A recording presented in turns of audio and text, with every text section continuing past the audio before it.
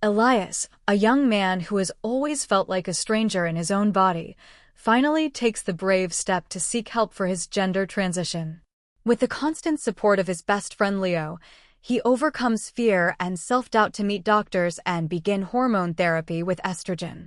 The journey is filled with anxiety, hope, and moments of deep friendship, but ultimately it marks the start of Elias embracing his true identity as a woman. The months that followed were a slow, seismic shift, a re-terraforming of the self.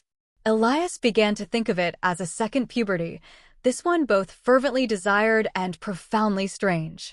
The changes began subtly, almost imperceptibly. One morning, while washing his face, he noticed the texture of his skin felt different, softer, the pores less pronounced. The scent of his own body began to change, losing its sharp, musky edge and mellowing into something sweeter. Then came the emotions.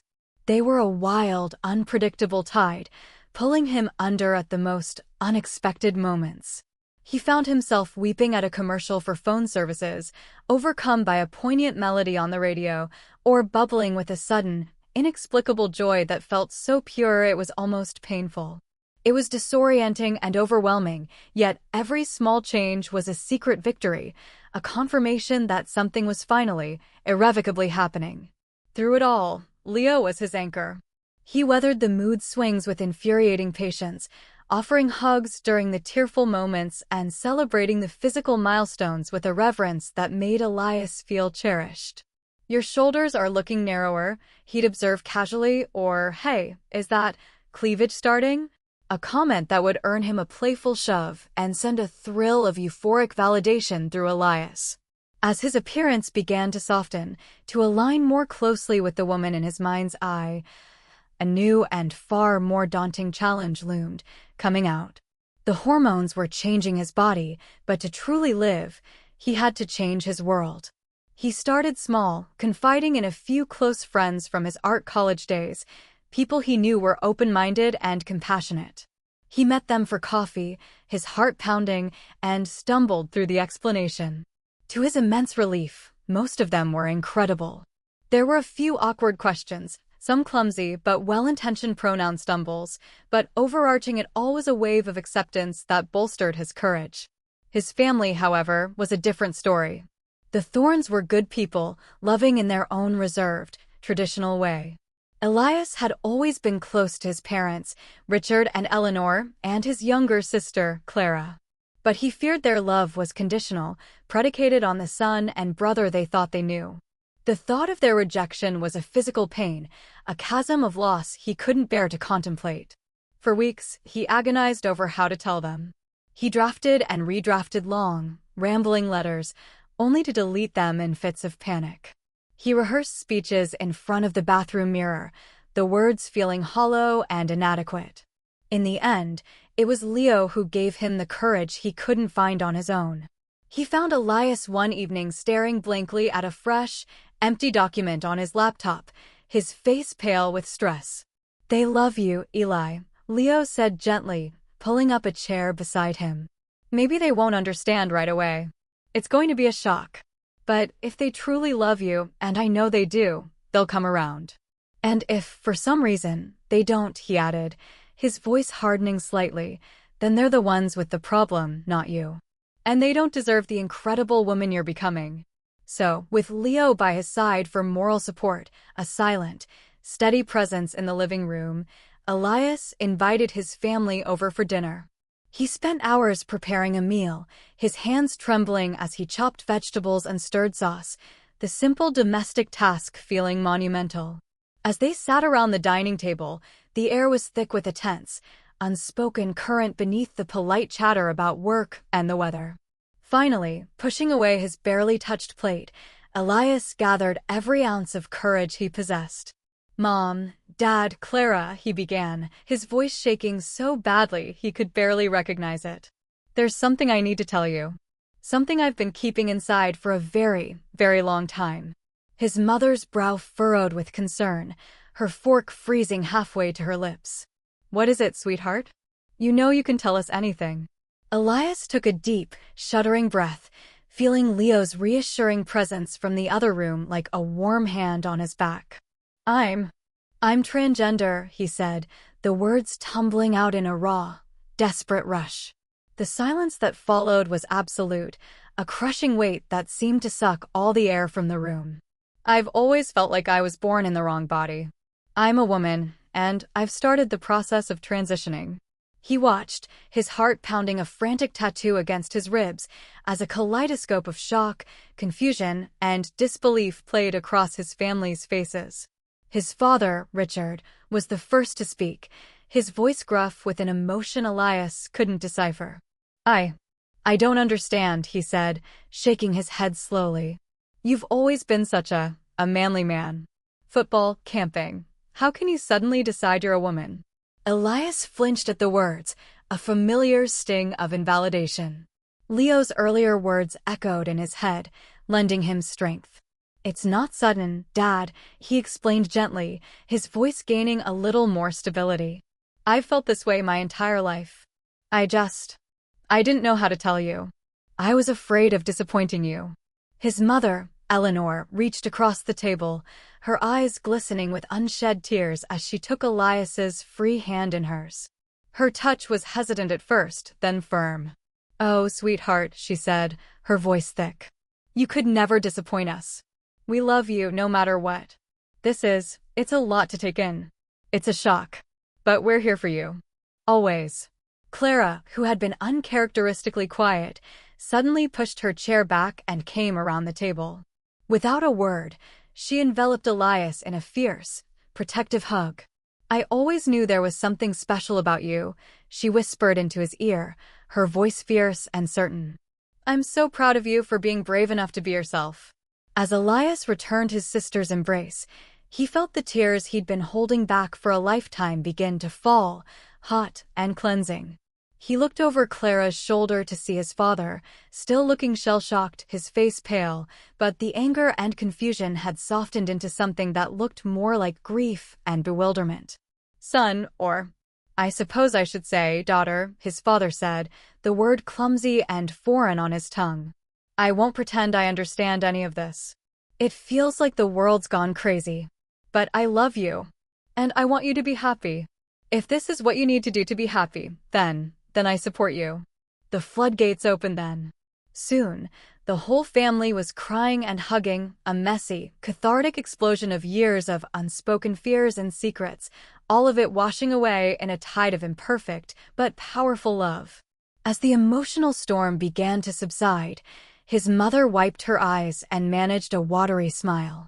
So, she said, her voice still trembling slightly. Have you chosen a new name? Elias nodded, a sense of peace so profound it felt like a dream settling over him. He had said the words, and the world hadn't ended. He looked at the faces of his family, tear-streaked and confused, but still there. Still his. I have, he said softly, and for the first time, he spoke his own name aloud to them. Alara. My name is Alara. His mother's smile widened through her tears. Alara, she repeated, testing the sound. It's beautiful. Just like you. Later that night, as Leo drove her home, the city lights blurred into long, shimmering streaks through the car window. Alara couldn't stop smiling, a wide, goofy, face-aching grin that she made no effort to contain. The emotional exhaustion from the dinner was profound, yet underneath it was a thrumming, buoyant energy, a lightness she had never known. She felt hollowed out and filled up all at the same time. I can't believe it went so well, she said, her voice filled with a quiet wonder. She turned from the window to look at Leo, whose face was softly illuminated by the glow of the dashboard. I was so scared, Leo. I had 1,000 different versions of that conversation in my head, and every single one of them ended in disaster. But they still love me. Leo reached over, taking her hand from her lap and lacing his fingers through hers. His palm was warm and steady, a familiar comfort that had grounded her through so much chaos. Of course they do, he said softly, his thumb tracing gentle circles on the back of her hand. How could anyone not love you, Alara? You're amazing. He said her new name so easily, so naturally, as if he had been saying it his whole life. Hearing it from him, in that quiet, intimate space, was different. It landed in her chest with a gentle, resonant thud. There was something in his voice, a warmth and a tenderness that went beyond friendship, a current of emotion that had always been present between them, but that she had been too afraid to name. In the wake of her family's acceptance, a new kind of courage began to bloom within her. If she could speak her deepest truth to them, perhaps she could speak this other truth, the one she had guarded for just as long. She looked at their joined hands resting on the center console, then back at his profile. He was her best friend, her rock, her entire support system. The thought of risking that was terrifying. But the thought of never knowing, of carrying this secret love through the new life she was just beginning to build, was suddenly unbearable. "Leo," she said, her voice hesitant, quieter than before. There's something else I need to tell you." He glanced at her, his brow creasing with concern, his grip on her hand tightening slightly. "What is it?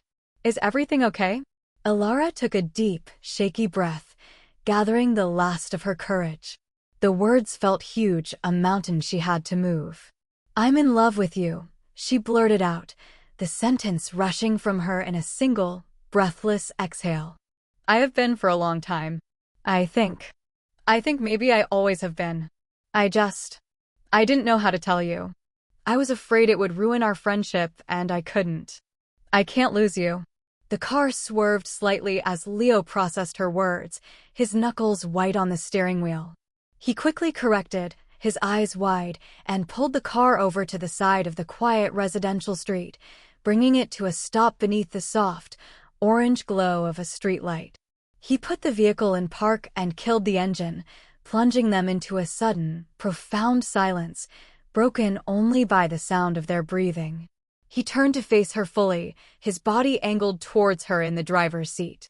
You love me?" he asked, his voice barely a whisper, a strange mix of disbelief and something else, something that looked like hope. Alara nodded, her heart pounding against her ribs like a trapped bird. She couldn't read his expression in the dim light, and a wave of panic washed over her. Maybe she had made a terrible mistake. "I do," she said softly, forcing herself to meet his gaze. "I understand if you don't feel the same way. I needed you to know. After tonight, after everything. I don't want to hide anymore. About anything." For a long, agonizing moment, Leo just stared at her, his green eyes searching her face as if seeing it for the first time. Alara's breath caught in her throat. Then, slowly, a smile began to spread across his face, a look of dawning, wondrous revelation. "Alara," he said, his voice thick with emotion. He reached out with his free hand, cupping her cheek, his thumb stroking her jawline. His touch was electric. "I've been in love with you for years. So long I can't even remember when it started." He let out a short, incredulous laugh, shaking his head. I didn't think you could ever see me that way. I was your friend, your protector. And you were going through so much. I thought the last thing you needed was me complicating things. But God, Eli. Alara. I was just waiting. Hoping that one day you'd be ready." Her eyes widened in disbelief, a joyous, incredulous laugh bubbling up from her chest. "Really?" she breathed, the word full of all the hope she'd been too scared to feel. Instead of answering, Leo leaned in, closing the small space between them.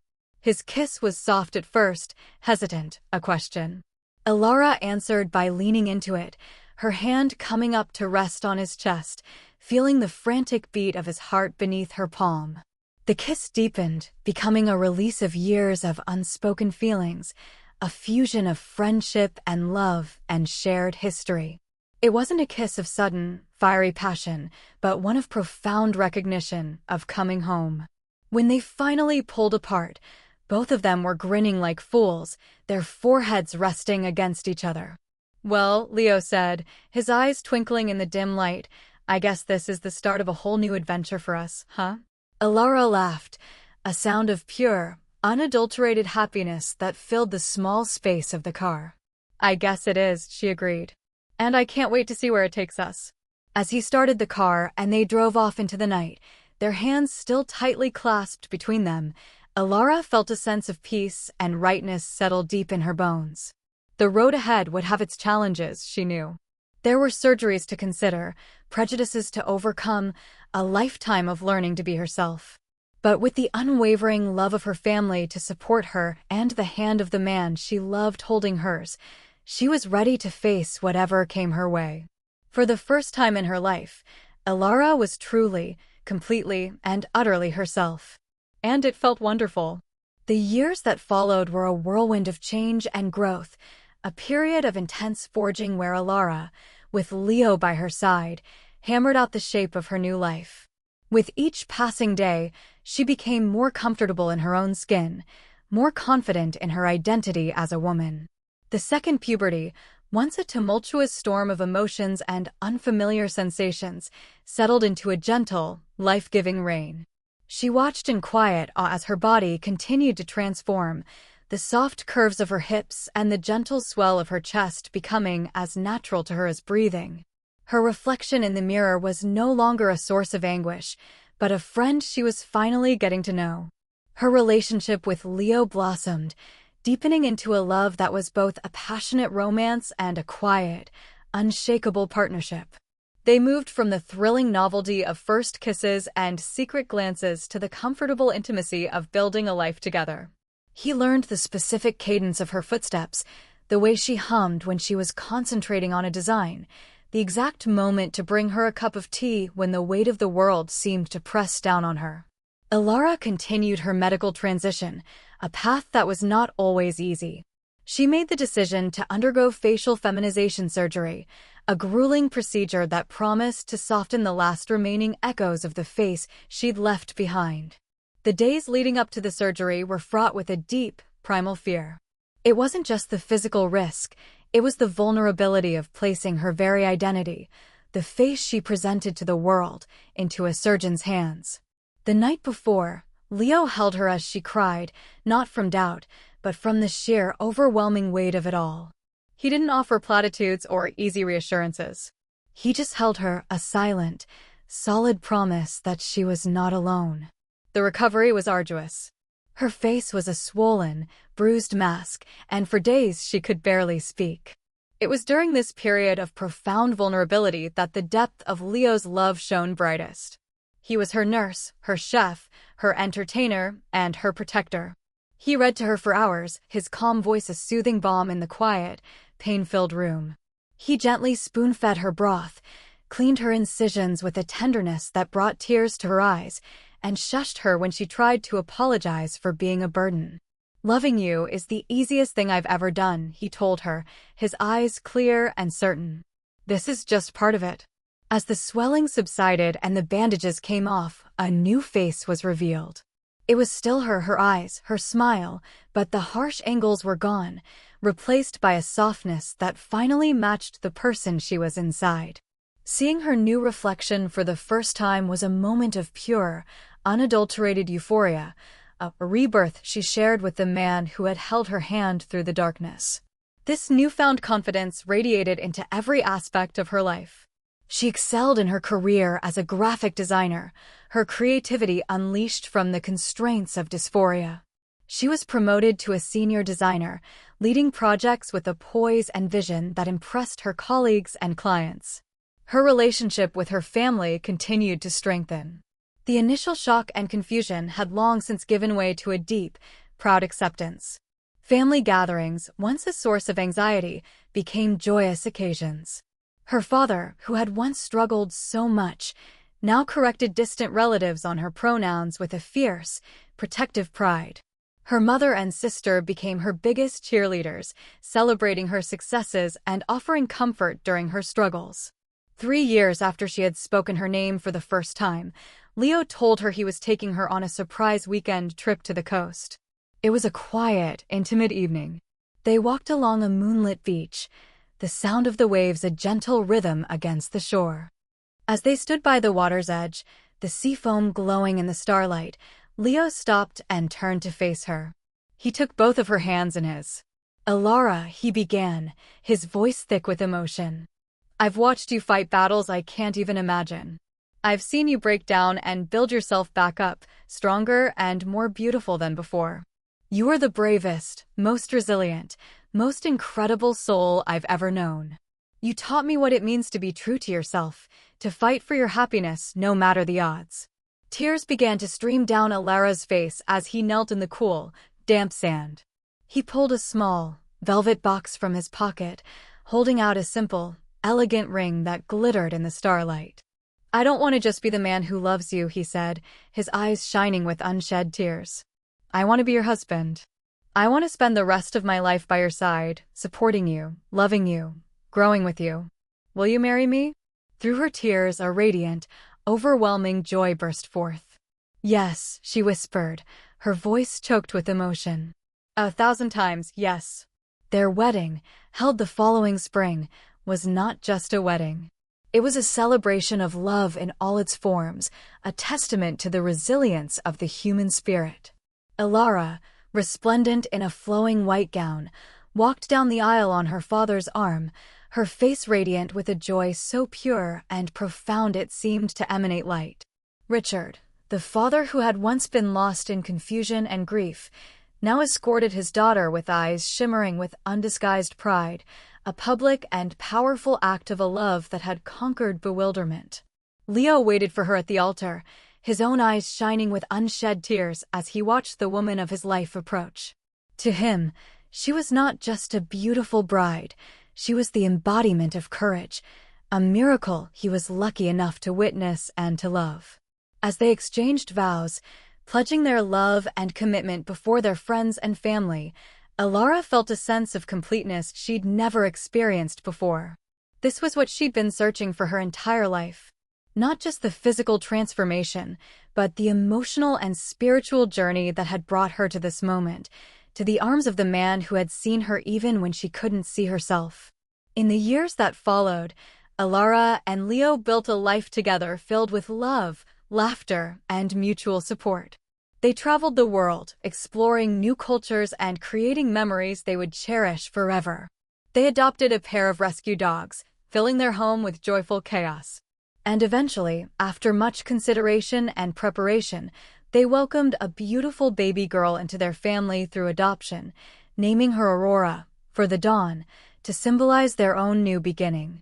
Alara never forgot the struggles and pain of her early years, the feeling of being trapped in a body that didn't match her soul. But those memories were no longer haunting ghosts. Instead, they became a source of strength, a reminder of how far she had come and the compassion she had learned along the way. Those memories only served to make her more compassionate, more determined to help others who were on similar journeys. She began volunteering at a local LGBTQ+ community center, sharing her story and becoming a mentor, a beacon of hope for those who felt lost in the dark as she once had. One evening, years later, with Aurora sleeping soundly upstairs, Alara and Leo sat on their back porch, watching the fireflies dance in their garden. Alara leaned her head on Leo's shoulder, feeling the deep, steady peace that had become the foundation of her life. The road behind her had been fraught with obstacles, but the road ahead was open and bright. She had fought, she had loved, and she had built a life more beautiful than anything she had ever dared to dream. For the first time in her life, Alara was truly, completely, and utterly herself. And it felt wonderful.